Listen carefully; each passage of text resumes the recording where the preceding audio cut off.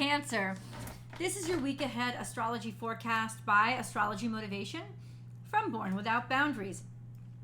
In these weekly videos, I review the major planetary aspects and transits and how they impact your natal sun and what that means for your bottom line. To enjoy and understand these videos, all you need to know is when your birth date is, because I will translate everything for you. We're going to start out really broad with that big stuff, and then I'll focus down into Cancer specific information. And then I will break things down into personal information by breaking everything down into the 3 decans of Cancer to see exactly how your natal sun specifically is being impacted by all the other planets and what that means for your bottom line. If you don't know where your natal sun is located, like I said, that's okay. Because based on your birthday, I can estimate what the degrees are. So all you have to do is just sit back and enjoy yourself. Let's start out with the big stuff. This is for the week of July 21st to the 27th, 2023. Bam, got it all written down for you. It's actually a pretty big week. I guess it's an interesting energy week. There has been a major shift, and there's no way you haven't felt it because it happened on that new moon, right? Major shift because the same day those nodes went into a new position. And all of a sudden now there's this new thing that we should be looking at, which is partnership versus singularity. And I think a lot of Cancerians took a big old hit. Not joking. Just today, I got the news that both Ariana Grande and Sofia Vergara are breaking up their relationships. Their marriages are separating. I think this has been pretty hard on Cancerians in particular because we were the shift. We felt the shift. We were at ground zero of this shift since the sun was opposite Pluto during this new moon. This new moon happened in the last degrees of Cancer. So especially Cancer 3s would probably have really felt that shift. This sense of, it's like, how do I balance out my independence with my relationship and my partnership, and how do I be a good partner but also maintain my individuality? They're actually not two separate things. One should support the other, but it's harder for different people to work that out. And so I'm not actually surprised. I think it's unfortunate, but I wasn't surprised at hearing that, considering they're both Cancerian women. Let's go over what's happening this week, though. This week, the sun is going to transit into Leo. So the sun is going home on the 23rd. It, transits into Leo. And that means Cancer season is done. That's right. Before this week is over, we only have 2 more days in Cancer season. So those of you who are born the 21st, 22nd of Cancer, you Leo cuspers, God bless you. I hope you have a wonderful birthday. The sun is leaving you and moving into Leo. What does that mean? I don't know. It always feels a little crappy to me. Not that I don't love Leo season, but it always feels like all the fun stuff in summer, especially because that's when our birthdays are, that's when 4th of July is, and now we're just into the heat, right? The dog days. It always kind of feels like a little bit of a letdown. I don't think because anything's wrong with August. It just always felt that way, as like, oh, I'm one more step closer to going back to school. You know what I'm saying? That's ever since I was a kid. But that's not what the astrology is. So the sun moves into Leo. And what does that mean? Well, that's big energy, considering it's in opposition to Pluto as well. And it's still going to be square the nodes. That means now Leos are going to feel the thud you felt last week.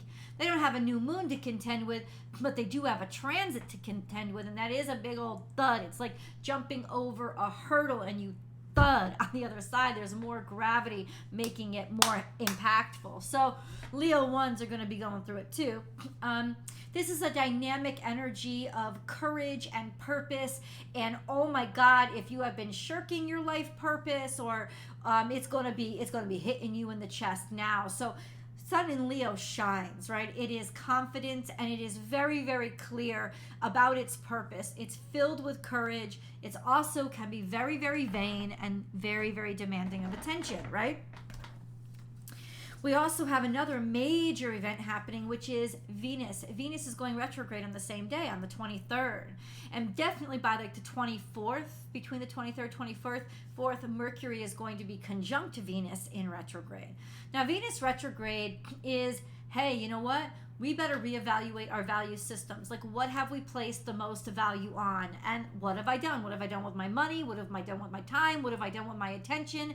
And where I've placed it most. Because where you place it most, what you're attracted to, right? It shows what you're attracted to. So maybe we're taking a restock and we're looking back, a little bit of a retrospective for all of those things, for better or worse. The conjunction to Mercury between Venus and Mercury is actually very beautiful energy, and this is very nice for speaking, for communicating. Eloquent speech, eloquent communication, poetry, inspired, beautiful kind of communication. So I don't know if it's going to be happy news, but it's definitely more optimistic as Venus goes retrograde and as this intensifies over into next week. This is actually a really optimistic energy that we're lucky to have, because Venus and Mercury both then are going to be trine the north node and sextile to the south node. And so this bit of optimism, I think, really helps when it comes to the transit, finding a good way to talk to people, finding a kind way to talk to people, finding a kind way to share our ideas with each other, so maybe we can work things out a little bit better. Mercury this week is square to Uranus, which is tough.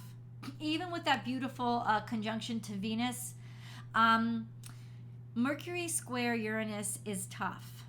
It just means that there could be glitches in the matrix, glitches with technology, like big tech, social media. You could start feeling the glitches now. This is tough energy. It could bring up just random surprises online that cause you trouble, or with communications that cause you trouble, or with technology that kind of throw a wrench in the cog. So just an FYI, Jupiter is also trine to Mars while being semi-square to Neptune, meaning, you know what, we're having trouble with faith, and we kind of need to take a leap of faith. And that's kind of what it is. This Jupiter-Mars energy is just be optimistic and go for it, even if it doesn't make sense, because Saturn is still opposite to Mars. So there's all these restrictions, and Saturn with that horrible semi-square to Chiron is, well, you're never going to be good enough anyway, and every time I try, somebody says no, and I just don't want to fail again. And there's this energy of, fuck it, I'm going to go for it anyway. This is a Hail Mary leap of faith, because I'm struggling with this now. And it's definitely then to time, if I'm struggling with it, I got to trust faith again. So there's this really nice energy with that Mars trine to Jupiter, saying that, you know what, anything you start now is actually kind of blessed. Yeah, and this leap of faith could really, really work out very nicely. On the 22nd, there is a grand trine that is formed right on top of the grand square that's being formed between Pluto, the Sun, and the nodes. We have a grand trine that forms with the Moon. The Moon is going to be in the third decan of Virgo, and it's going to trine Uranus in the third decan of Taurus, which is going to trine Pluto in the third decan of Capricorn. So this is an Earth trine. How have we gotten really cozy and maybe a little bit too comfortable with the way things are, with keeping things the way things are? And this kind of exposure, I think, this little slack is going to really help us understand that maybe we have slacked off and gotten a little too cozy with our standard routines. Did I get everything? Oh my goodness. Yeah, listen, if I forget something that I didn't write down, I will tell it to you guys later on. But we're going to get into Cancer specific information, and that's a lot because of the moon. The moon moves very quickly, and that's why it impacts us differently every day. So I want to be able to prepare you with what the little bitchy ass moon is going to be doing every day. I always tell you guys, get a moon calendar. You are moon children, you're moon babies. You've got to have a moon calendar to know where exactly that moon is, because the moon for Cancers is almost like our sun. I think from the Cancers that I've experienced, you're more your moon sign than you are your sun sign. Your sun sign makes you heavily empathetic and very codependent. So wherever that moon sign is, almost dominates your personality and becomes what you reflect anyway. So Cancer sun's great, but I always say, okay, with a Cancer sun, look where their moon is, because that's how they're really going to behave. That's how what they're going to reflect. I have a Cancer moon as well, so it is what it is. But it's really important to know, if you're dealing with Cancerians, always know where their moon sign is, because that's what you can expect. So we always look at the moon, and then we go into Cancer and see, okay, what's happening in Cancer, in the zodiac sign of Cancer. Well, we'll start there because that's actually very simple. In the zodiac sign of Cancer, the sun is going to move from 28 to 29 degrees between the 21st and 22nd of July, and then it's going to move out. So after that, Cancer is empty zone, just like Sagittarius is empty zone, Gemini is empty zone. Libra's no longer empty zone. Scorpio's empty zone now. There's a few that are empty zones now. We got a clusterfuck zone, and then we got empty zones. So after that, Cancer is kind of like open, wide open. That's refreshing. But what's the moon doing? Well, let's get into it. On the 20th and 21st, the moon is going to be in Virgo, and it conjuncts Mars over the course of both of these days. That conjunction to Mars can create tension and anger, especially because the moon will then be in opposition to Saturn as well, which will just exacerbate and make feeling those restrictions and maybe the anxiety and depression that comes with it a little bit more intense. So when it comes to our moods, the 21st and the 20th, 21st can be extra difficult, and maybe even we get angrier sooner than we normally would. We become more defensive more than we normally would. Being aware of it will actually help you to counteract it. How do you counteract it? You ground yourself. You put yourself in water as much as you can. You take personal care, and you give yourself extra time to answer questions, so you're not as reactionary as you normally would be. On the 22nd, could reveal an illusion, I wrote down, because the moon all of a sudden goes in opposition to Neptune, but it's on the 22nd that it is trine to Uranus and trine to Pluto in opposition to Neptune. So that could really amplify seeing how we have deceived ourselves, right? Especially with things that are taboo or peculiar or outside the norm. Have we deceived ourselves? Remember, Neptune is in retrograde. Have we pretended they don't exist? Because if so, they're going to plump into our reality. Remember, both Pluto, Uranus, and then the moon are going to be in Earth sign. So they could plop into reality right now, which kind of challenges our emotional stability because we fooled ourselves in some way. So interesting energy, 22nd. On the 24th, between the 24th and 25th, the moon is going to be in opposition to Chiron and also then opposite the south node, more toward the 25th. Opposite Chiron can be a very emotional day, having to deal with a lot of stuff from the past that creeps up without you even expecting it. Moon conjunct south node, Chiron conjunct north node, and they're opposite each other. Illusions from the past that have sabotage the future. So let's see what comes out around those days, but they could be extra intense. Between the 25th and the 27th, the moon is going to run opposite to Jupiter and Uranus together. So say around the 26th, the moon will be simultaneously opposite Jupiter and Uranus because of where it falls for a little bit of time on that day. Both at the same time, questioning your relationship dynamics based on your desire for independence and freedom. Is it working for you? And like seriously, because the nodes, it's going to amplify the question of the nodes. What is working for you and what is not working for you? Is your independence being smothered or completely sacrificed for your partnership? Or are you somebody who is so into their independence they're not capable of having partnership? What has gotten out of control, right? Is it right for you? So all in all, a complex week. Complex. let's move on to the decans, shall we? If you know that your natal sun is somewhere between 0 and 9 degrees Cancer, it's in the first decan of Cancer, so you are Cancer ones.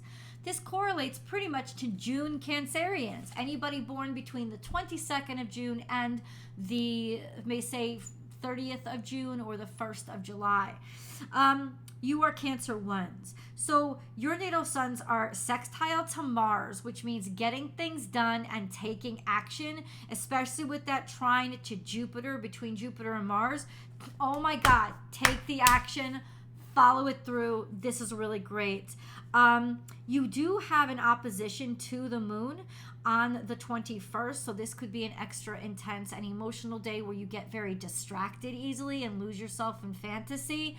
Just an FYI. But beyond that, oh, actually no, because it's almost like your little full moon, like a mini full moon. So ultimately, I think what it will reveal to you is what you need to let go of. It's kind of like an emotional release for you guys, which could be very good. Get it out of your way and take that action, because it's the time to do it with a sextile to Mars. You also have a sextile the opposite direction to the North Node and a trine to the South Node if you're at the cusp. So this is June 22nd, 23rd. If you guys are born on those days, you guys are sextile to the North Node and trine to the South Node, which means this is a leap forward when it comes to your future. You're very competent with where you've been and what your talents are. Now apply them to building out your future. This is a really good time for that. And all year long, you're going to be trine to Saturn, which is exceptional energy for building out your career and really succeeding. So do it. Do it, do it, do it. Get to it. Believe me, whatever actions you take now will lead somewhere fantastic. They have a lot of growth and success potential. Cancer 2s. So if your natal suns are between 10 and 19 degrees Cancer, you are Cancer 2s. This usually correlates to birthdays between the 2nd and the 10th or 11th, around there, or maybe depending on the year, the 1st and the 10th, basically the first 10 days of July. Bam, right in the middle, we have a sextile to Jupiter. You better stop. That is fantastic. The fact that we are now sextile to Jupiter, amen, hallelujah, and Jupiter is trine to Mars, please, let's get some more of that. Take action, do it, go forth and be great. I'm telling you, Cancerians, over these next couple of weeks, this is the time for us to make moves. It may happen slowly. The success may not come in right away, but it will end up being very, very, very successful for you. Yeah, especially with yeah. And then we have our long-term square to Chiron, especially those of you born between the 9th and 10th of July. And what does that mean? That means just having to always, sometimes having our confidence challenged, you know, feeling like we're always under the gun and like the pressure has really been building and why does everything have to be so freaking difficult? And honestly, I think that frustration is going to push us to taking leaps of faith, whether or not they make sense. And that's exactly what we need. And then we have a semi-square to Venus. So a little bit of agitation when it comes to maybe your looks or aesthetics around you, or simply just clumsy, just being clumsy and not so graceful. She is going to be conjunct to Mercury, so it could be that you're having trouble stuttering or not speaking so eloquently, but I don't think it'll be horrible. This could just be setbacks even financially, just not necessarily bad news, but kind of stubbornness, like it, you know, and this is going to be for a long term because Venus is in retrograde, and so she's gonna hang out and be in opposition. Make a semi-square to your natal suns for quite some time. Not the best time for relationship things or big ticket item purchases. You can get around challenges, but just make some extra time to confront those challenges. Just an FYI, it's not a big old no like a square or an opposition would be, but it just could make things be drawn out a little bit with regards to that stuff. All right, let's get into Cancer 3s. Okay, Cancer 3s, if you know your natal sun is between 20 and 29 degrees Cancer, you guys are Cancer 3s.